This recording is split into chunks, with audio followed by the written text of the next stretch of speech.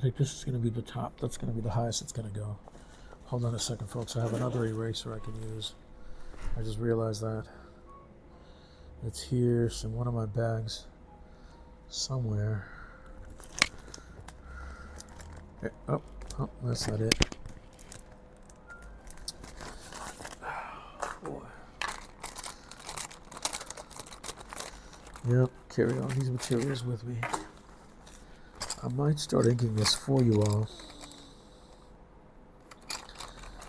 What did I do with this? This is the... Here it is, folks. This is how it works. This is the, what I call the muck and mire of everyday drawing and sketching. Inking as well. For the typical artists out there, I'm sure. Oh, these are the ones... Oh, no, that was a Blick Studio. It's, that's Blick, too. I'm trying to find... I have this one eraser that is a click eraser. Again, I don't remember the brand. It could have been Pentel. It usually is Pentel. Or Tough Stuff. That's what it is. Now I can't find it. And I don't know why. Just when you need something, isn't that the case? Oh, there it is. Alright, folks. This is one of my favorite erasers. It's called Tough Stuff. And you can just click it out like that, you know, a little bit, not too much. I mean, you just click it at the top and push it in to retract it. You want to get just a little bit, maybe a quarter of an inch, about that, maybe less, to use it in erasing pencil lines in fine corners, fine detail. Oh, I'm going to drop the pencil. Caught that.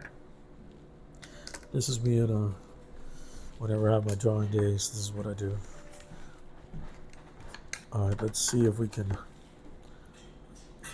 Sorry if this is too long for anybody. I may have to edit this for reviewing purposes, I should say. Alright, let me see.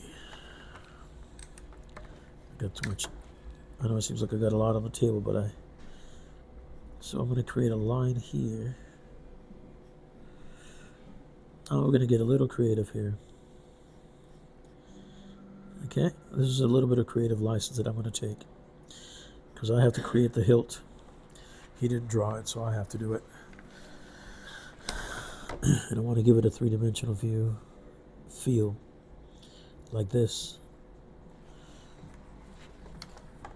So I just can tell that this is too tight. It's like drawing a washer on a steel pipe. So if you can imagine a washer, you got to make it a little bit bigger.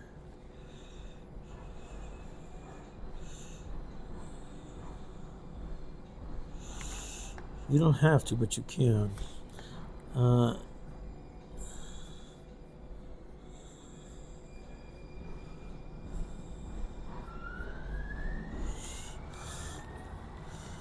Now that's very circular.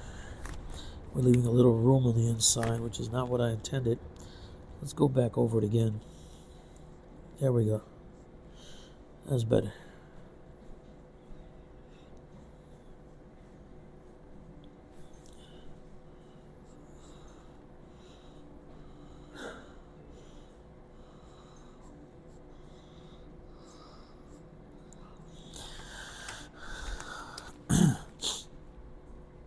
So I think the hilt actually is even more important than the blade. I know, what a crazy thought, right? Not only in drawing, but I've actually used swords in the past, katanas, seppuku swords. I've practiced with them. And your hilt, you have to check the hilt of your swords. They actually have to be, I don't like this, though this is the leftover line from the original drawing, so we're going to bypass that. And the way that I do that is I just blatantly ignore it. In my mind, and I'm going to create my own, sections of the blade, of the hilt, excuse me. So we're going to angle it. We have to be doing a semicircle that looks legitimately, see, that was not very well drawn. Okay, there we go. And we're going to come back to it in a second, okay? So everybody just hold on and let's see what we can get out of this Okay, here we go. See, automatically I can tell you that I'm very not happy with the laying of the line. I gotta use my brush, stop using my hand. Normally I put a glove on, but that's usually for inking purposes. So I'll show you all that either in this video or another one coming soon to Write Live Draw. And then we want to make sure that we get this one here, this section here. I like to create a double sort of a spacing between the sections. So we're going to do that. And I'll tell you why in a second here. And it doesn't have to be, it could be a wrap, which you would leave here. Or if you create a three-dimensional view here, then they become sections within the structure of the tube of this cylinder. So the hilt is actually just a cylinder. This is like drawing 101 for anyone that's taken like drawing classes, I suppose. At least one of the things that I had to teach myself to do better and better with was not just drawing anatomy and crazy looking characters and monsters and stuff like that, but also how to draw 3 dimensions within 3 dimensions. I hope that makes sense. Oops. Bungle that. That's okay.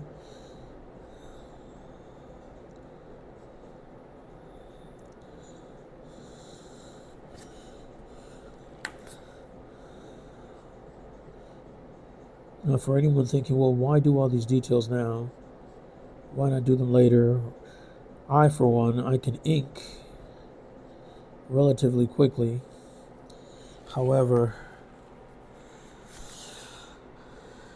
in order for me to ink at my fastest while still being accurate, I need to know where everything goes.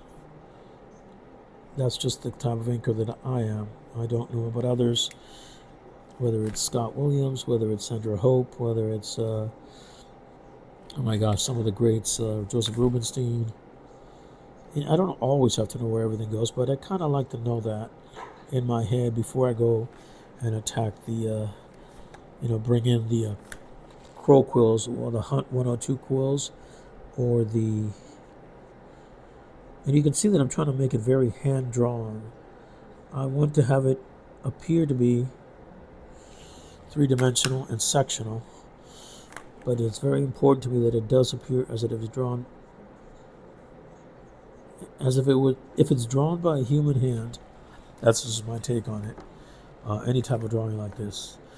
Then I think to the human eye, when they see it, whether you're a comic book reader or not, or a fan of fantasy art or popular culture, pop culture, shows on, let me sharpen this up a little bit, on Netflix or whatever, like The Witcher, regardless of what it is that you like, if you come to this drawing with your naked eye and you look at something, you look it over, and it works for you, and you come to a detail like this, if it, how do I say this that makes sense to the listener? Oh, see, even here I made a mistake because the original line, drawing, holding, oh, that's another thing I'll talk about, holding lines and inking later. Oh yeah, there we go. All right. So if it appears, hopefully that's better than what we had at the beginning. And you can all, anybody out there can let me know in the comments what they think. So again, bear in mind that this isn't an original drawing by me. It's by a friend who shall remain nameless for the purposes of this instructional video. And he entrusted me to finish his drawing in graphite from the original blue pencil that he had laid down. Tighten up and fix any mistakes that were there, and then go ahead and ink it. And I think I have his email somewhere. Once it's done, I'll send him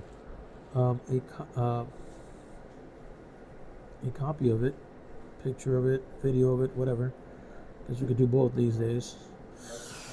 All right, so I'm a big fan of, let me see if I can make this very, very clear. uh,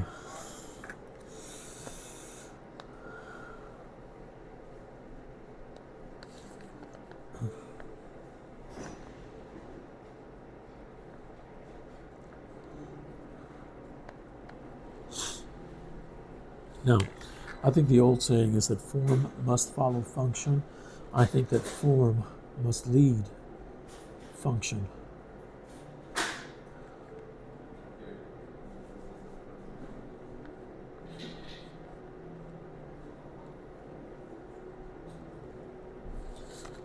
So form must lead function. At least that's my take on it. Because the form of anything is decided by what it does or what you do to it or it does to you. I hope that makes sense. Okay, folks, hold on. I got to check the time on this video. All right, we've been at it for 36 minutes. We're going to have to call this time for now. Actually, let me do a second follow-up to this, and then I'll just go ahead and finish the scabbard here, and then you'll be able to see the development of that. All right, and then we'll get into the left elbow here. All right, thank you for sticking with me as far as you did. Again, if you're so inclined, feel free to come over to my companion channel where I do unboxings as well of graded comics, raw comics, toys, a lot of raw comics these days because I'm kind of staying away. I'm kind of borderline staying away from a lot of graded comics. Also, I'll be doing unboxings of other items, maybe equipment that I'll be using and so forth for the videos. So I'll be over at Art of Business 1 on YouTube. You can find me there. And of course this channel, which is my main art channel, which is Write Live Draw. And don't forget, that has to be there for me. Hopefully, if this finds you well, I might be there for you as well. Life that you draw in, a life that you write in, is a life well lived. All right, on that note, I'll see you all in the next one. If you can, on the way out, please hit the subscribe button. Definitely hit the thumbs up. And I hope to see you all on the next one.